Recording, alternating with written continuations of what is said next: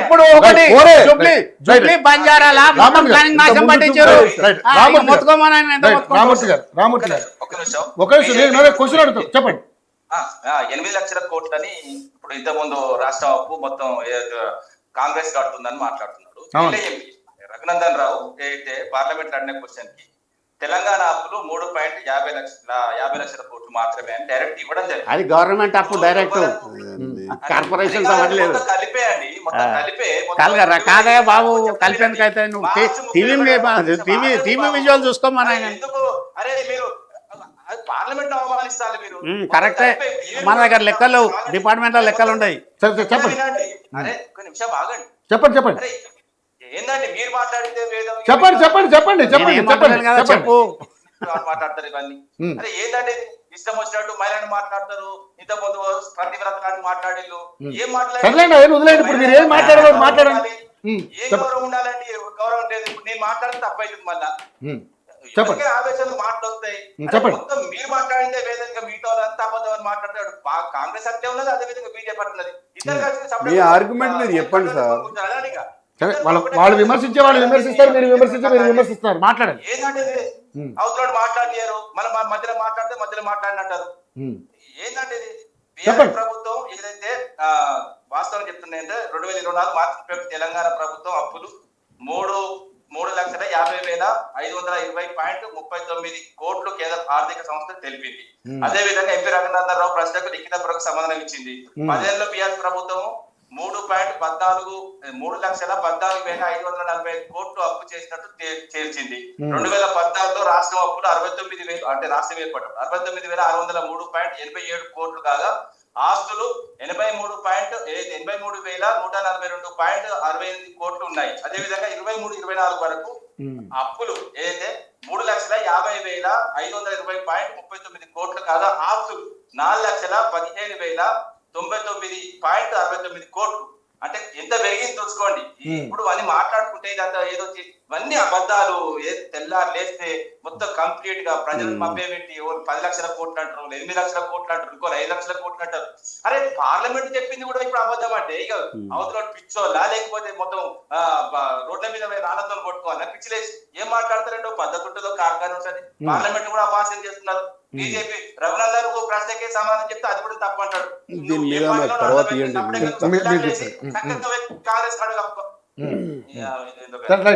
మీరు అలాగే స్టడీ మీరు మధ్యలో రాకండి, ఒకదానికి సమాధానం చెప్తారు. ఒక్క నిమిషము చెప్పండి. ఇప్పుడు రవి గారు 3,50,000 అప్పు ఉన్నారు. రవి గారు ఏం చేశారంటే నాకు 1 లక్షకు, నగేష్ కు 1 లక్షకు, రామ్ గోపాల్ గారికి 1 లక్షకు గ్యారంటీకి ఉన్నారు. మీరు స్టేట్ గవర్నమెంట్. ఈ మూడును కౌంట్ చేయదు గవర్నమెంట్ ఆఫ్ ఇండియా. మీకు నెట్ మీ గవర్నమెంట్ ఎంత ఉందో అదే చేస్తారు. 80,000 కోట్లు కాళేశ్వరం కార్పొరేషన్ పేరు మీద నేను తీసుకున్నా.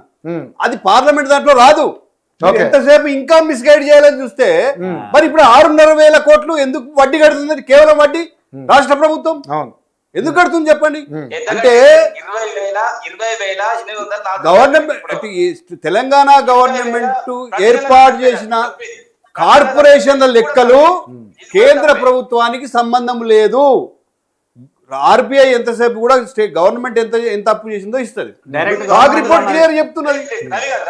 అన్ని అబద్ధాలు చెప్తారు. కార్పొరేషన్లు ఉన్నాయా చెప్పండి మీరు? కార్పొరేషన్లు ఉన్నాయా ఇంక్లూడింగ్ పార్లమెంట్ చెప్పిన సమాధానం?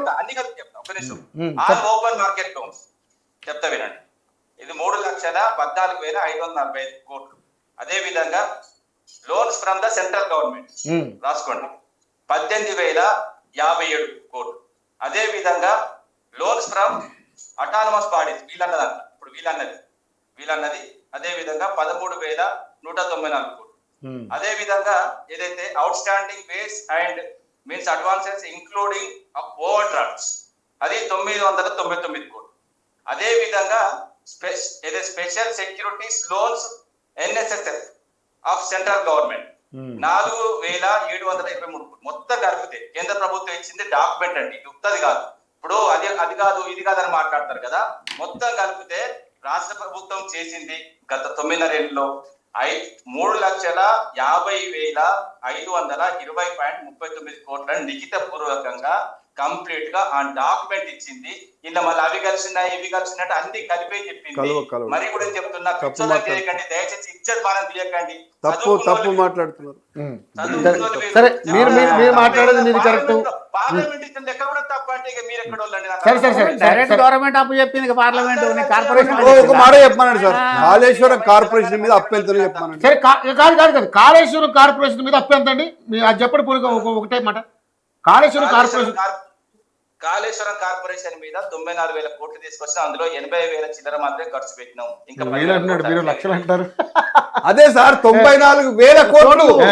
అవునండి, అది స్టేట్ గవర్నమెంట్ కి రాదు. అది ఎంత కట్టని చెప్పండి, అది ఎంత తెలుసా? అది ఎంత కట్టని తెలుసా? ఇప్పుడు 24,000 కట్టింది. ఎంత కట్టని తెలుసా? అది ఆ విషయాలు తెలియదు, ఏం తెలియదు. అసలు కాళేశ్వరం ఎప్పుడో తెలిపోయింది, మీకు ఆ విషయం తెలియదు. తెలిపోయింది. ఇదే ముందు పెట్టాలి.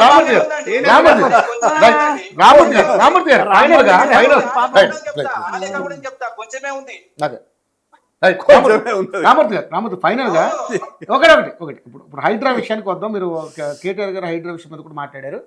ఏదైతే మొత్తం హైడ్రా వల్ల మొత్తం ఎక్కడ ఉన్నటువంటి ప్రతి చోట కూడా ఈ హైడ్రా అనే అంశాన్ని తీసుకొచ్చి రేవంత్ రెడ్డి ఈరోజు ఈ హైదరాబాద్ మొత్తం కూడా తునాతునకలు చేసేసాడంటూ కూడా మీరు ఆయన మాట్లాడడం జరిగింది. దాంట్లో నిజంగా అంటే హైడ్రా వల్ల తునాతునకలు అయిందని మీరు అంటున్నారు. ఏ రకంగా అయిందో ఒకసారి క్లారిటీ ఇవ్వండి రామూర్తి గారు మిమ్మల్ని. చెప్పండి. అదే హైడ్రా వల్ల హైదరాబాద్ మొత్తం తునాతునకలు అయిందని చెప్పేసి మాట్లాడుతూ ఉన్నారు. నగరం మొత్తం కూడా హైదరాబాద్ మొత్తం నగరం కూడా అంతా కూడా మొత్తం తునాతునకలు అయిపోయిందని కేటీఆర్ ఈ విషయం మీద చాలా తీవ్ర వ్యాఖ్యలు చేశారు. సో హైడ్రా వల్ల ఎక్కడ నష్టం జరిగిందో సార్ మీరు చెప్పండి.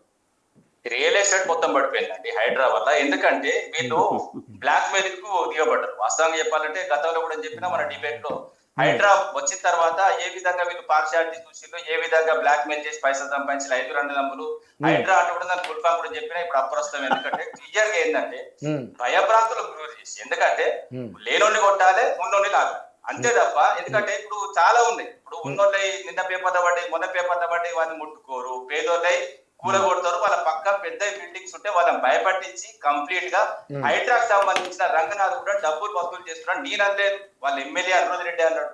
మొత్తం హైడ్రా మొత్తం తీసుకొచ్చి మొత్తం వసూలకు పాల్పడుతున్నారు. హైదరాబాద్ లో రియల్ ఎస్టేట్ మొత్తం 90% పడిపోవడానికి కారణం ఇప్పుడు ఆత్మహత్యలు కూడా స్టార్ట్ అయినాయి. మొన్నటికి మొత్తం కానీ సూసైడ్ చేసుకున్నారు. రియల్ ఎస్టేట్ సంబంధించి అమ్మకాలు లేవు, కొనుగోలు లేవు. స్టాంప్ వెండర్స్ బంద్ ఉంటేనే కదా అండి మొత్తం కంప్లీట్ గా ఆగిపోయినాయి. రాష్ట్రం అధోగతి అవుతున్నది. ఇంకోటి ఏంటంటే రియల్ ఎస్టేట్ పడిపోవడం వల్ల ఏదైతే మనీ రొటేషన్ తగ్గిపోయింది, సమాజంలో డబ్బులు కొంతమంది దగ్గరికి వెళ్ళిపోయినాయి. మొత్తం కంప్లీట్ గా వాస్తవంగా చెప్పాలంటే ఇప్పుడు మన లైవ్ లో మనం అందరం ఉందామండి. ఎవరికైనా లైవ్ లో మనం అందరం ఫోన్ చేసి 1 లక్ష రూపాయలు ఇవ్వని వాళ్ళకి ఫోన్ చేస్తే కూడా ఇచ్చే పరిస్థితులు లేవు రాష్ట్రంలో. మొత్తం ఘోరమైన పరిస్థితులు ఉన్నాయి. వాస్తవంగా ఒక ఆర్థిక లోటు, అదే విధంగా ఆర్థిక మాధ్యం లాగా తెలంగాణ ప్రభుత్వాన్ని మొదలుపెట్టిన బ్రాండ్ ఇమేజ్ కూడా తగ్గిస్తూ ఏంటంటే మొత్తం నా దగ్గర పైసలు ఒక దగ్గర అంటాడు, మళ్ళీ నెలకు 18,500 కోట్లు వస్తాయని మళ్ళీ ఒకరు అంటాడు. 18,500 కోట్లు అంటే ఇప్పుడు 20 నెలలు 3,70,000 కోట్లు. అదే విధంగా వీళ్ళు తీసుకొచ్చిన 2 లక్షల కోట్ల మొత్తం కలిసి 6 లక్షల కోట్ల చిల్లర ఏదైతే రాష్ట్ర ఖజానా ఉండాలి ఎక్కడ పోయింది, ఏడపోయింది? మోడీకి ఇస్తున్నాడా, లేకపోతే అమిత్ షాకి ఇస్తున్నాడా, లేకపోతే రాహుల్ గాంధీకి ఇస్తున్నాడా, ఎవరికి అర్థమైతే మొత్తం ఢిల్లీకి మాత్రం అప్ అండ్ డౌన్స్ మొత్తం దాదాపు నెలకు 3-4 సార్లు పోతూనే ఉంటారు. వారానికి 2-3 సార్లు మొత్తం ట్రాఫిక్ జాములు, ఎయిర్పోర్ట్ పోయే దారి మొత్తం అతలాకుతలం.